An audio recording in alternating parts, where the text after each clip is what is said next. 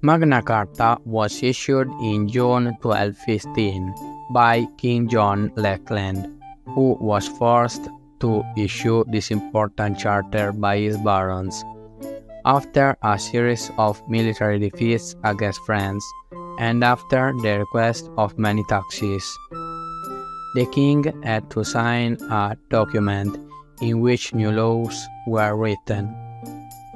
Magna Carta is effectively the first written constitution in European Middle Age history, as it first asserted the principle that the king and his government was not above the law. The charter placed limits to royal authority. This makes Magna Carta the most important foundational document for individual rights and liberties against arbitrary authority.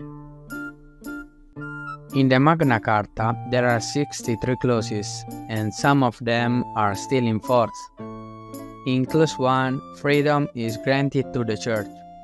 In Clauses 12 and 14, the barons say that the king can't impose new taxes without their agreement. Clauses 20, 39, and 40 deal with processes. They state that the punishment for a crime must be commensurate with the crime itself. In these clauses, we also find the definition of habeas corpus.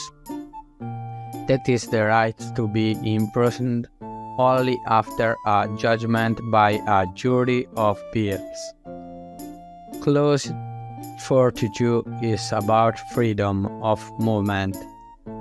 Everyone can enter and go out of the kingdom.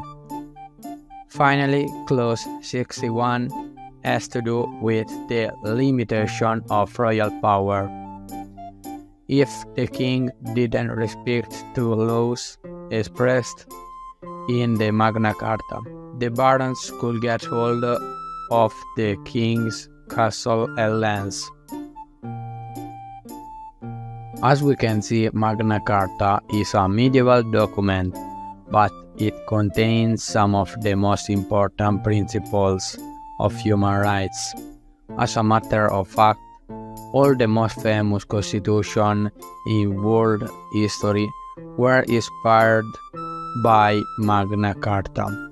The Bill of Rights in England, the Declaration of the Rights of Man and of the Citizen, the Bill of Rights in the United States, the Universal Declaration of Human Rights, and the European Convention of Human Rights. The principles of the Magna Carta are widespread in many other modern constitutions. In the Italian Constitution, Article 13 states personal inviolability in continuity with clauses 39 and 40. Article 7 states independence of the Church from the state. In the Fourth Amendment of the American Constitution, we read to each citizen has the right to defend himself, as we read also in the Magna Carta in Clause 25. Magna Carta is the most relevant document in European medieval history. The rights stated in Magna Carta have opened a door to the conquest of a complete realization of human beings. Many important personalities during the 20th century have fought for these rights, and many others continue fighting. Magna Carta is still alive.